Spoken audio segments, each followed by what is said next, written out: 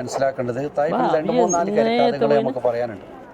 ഏറ്റവും പ്രധാനപ്പെട്ട സംഭവം റസൂലുള്ളാഹി സ്വല്ലല്ലാഹു അലൈഹി വസല്ലം തങ്ങളുടെ ഹിജ്റയുമായി ബന്ധപ്പെട്ട സംഭവമാണ് അല്ലേ. റസൂലുള്ളാഹി സ്വല്ലല്ലാഹു അലൈഹി വസല്ലം തങ്ങൾ മക്കയിൽ പ്രബോധനം ചെയ്തുകൊണ്ടിരിക്കുന്ന സമയത്താണ് മക്കാക്കാർ റസൂലുള്ളാഹി സ്വല്ലല്ലാഹു അലൈഹി വസല്ലം തങ്ങൾ ഉപദ്രവിക്കുന്നത്.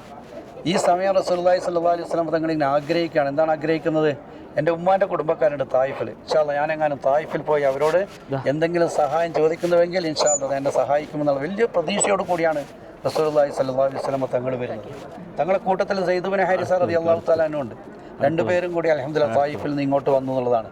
നടന്നു വന്നതും അതല്ല ഒട്ടകപ്പുറത്ത് വന്നതും ഏതായാലും ദീർഘമായ ഒരു യാത്ര കഴിഞ്ഞിട്ടാണ് റസൂലുള്ളാഹി സ്വല്ലല്ലാഹു അലൈഹി വസല്ലം തായിഫിലെത്തുന്നത്. വലിയ പ്രതീക്ഷയോട് കൂടിയാണ് വന്നത്. അവരോട് പറഞ്ഞു ഞാൻ അള്ളാഹുവിൻ്റെ പ്രവാചകനാണെന്ന് പറഞ്ഞപ്പോൾ അവർ റസൂലുള്ളാഹി സ്വല്ലല്ലാഹു അലൈഹി വസല്ലം തങ്ങളെ സ്വീകരിക്കാൻ വേണ്ടി തയ്യാറായില്ല എന്ന് മാത്രമല്ല റസൂലുള്ളാഹി സ്വല്ലല്ലാഹു അലൈഹി വസല്ലം തങ്ങളെ എതിർക്കാൻ വേണ്ടി തയ്യാറായി. അല്ലെ, എത്രത്തോളം അവർ പറഞ്ഞു എന്ന് വെച്ചാൽ അവർ പറഞ്ഞു നിന്നെ അല്ലാതെ വേറെ ആരും പ്രവാചകനായി അയക്കാൻ വേണ്ടി അള്ളാഹുവിനെ കണ്ടിട്ടില്ലെന്ന് വെച്ചു. അല്ലേ, നിന്നെയാണ് അള്ളാഹു സുബ്ഹാനഹു വ തആല പ്രവാചകൻ അയക്കുന്നതെന്ന് ചോദിച്ച് റസൂലുള്ളാഹി സ്വല്ലല്ലാഹു അലൈഹി വസല്ലം തങ്ങളെ പരിഹസിച്ചു. ഇനി നീ പ്രവാചകനാണെങ്കിൽ നിന്നോട് എന്നെ എതിർക്കുന്നതിൽ ഞങ്ങൾക്ക് ഭയമുണ്ട്, അഥവാ നീ കള്ളപ്പാതിയാണെങ്കിൽ നിന്നോട് സംസാരിക്കാൻ ഞങ്ങൾക്ക് ലജ്ജയുണ്ടെന്ന് പറഞ്ഞുകൊണ്ട് റസൂലുള്ളാഹി സ്വല്ലല്ലാഹു അലൈഹി വസല്ലം തങ്ങളെ നിരാകരിക്കുകയും തിരസ്കരിക്കുകയുമാണ് ചെയ്തത്. അത് കണ്ടപ്പോൾ റസൂലുള്ളാഹി സ്വല്ലല്ലാഹു അലൈഹി വസല്ലം തങ്ങൾ എന്ത് നേതാക്കളോട് പറഞ്ഞിട്ട് കാര്യമില്ല, പിന്നെ ആരോട് പറയണം? അണികളോട് പറയണമെന്ന് പറഞ്ഞ് റസൂലുള്ളാഹി സ്വല്ലല്ലാഹു അലൈഹി വസല്ലം തങ്ങൾ ആളുകളോട് ഇങ്ങനെ പറയാൻ വേണ്ടി തുടങ്ങി. അപ്പോൾ ഇവിടുത്തെ നേതാക്കൾ എന്ത് ചെയ്തു? ചെറിയ ചെറിയ കുട്ടികളെ ഉപയോഗിച്ചുകൊണ്ട് കല്ലെറിഞ്ഞ് റസൂലുള്ളാഹി സ്വല്ലല്ലാഹു അലൈഹി വസല്ലം തങ്ങൾ ഓടിക്കാൻ വേണ്ടി തീരുമാനിച്ചു എന്നുള്ളതാണ്. എത്രത്തോളം കല്ലെറിഞ്ഞു? റസൂലുള്ളാഹി സ്വല്ലല്ലാഹു അലൈഹി വസല്ലം തങ്ങളുടെ മേലെ ആ കല്ല് പതിച്ചു. തങ്ങളുടെ കാലിൽ നിന്ന് രക്തം വന്നു, രക്തവും വന്ന് കാലും ചെരുപ്പും തമ്മിൽ ഒട്ടിപ്പോകുന്ന രൂപത്തിൽ ആ രക്തം റസൂലുള്ളാഹി സ്വല്ലല്ലാഹു അലൈഹി വസല്ലം തങ്ങളുടെ കാലിലേക്ക് വന്നു എന്നുള്ളതാണ്. നമ്മളൊന്ന് ആലോചിച്ച് നോക്കണം, ആരെയാണ് ഉപദ്രവിക്കുന്നത്? അഷ്റഫുൽ ഖൽഖാണ്, മുഹമ്മദ് മുസ്തഫ അഹ്മദ് മുജ്തബ സല്ലല്ലാഹു അലൈഹി വസല്ലം, ഖാതിമുൻ നബിയാണ്, സയ്യിദുൽ മുർസലീനാണ്, റഹ്മത്തുൽ ലിൽ ആലമീനാണ്. ഇത്രയും വലിയൊരു പദവി ലോകത്ത് ആർക്കും തന്നെ അല്ലാഹു സുബ്ഹാനഹു വ തആല നൽകിയിട്ടില്ല.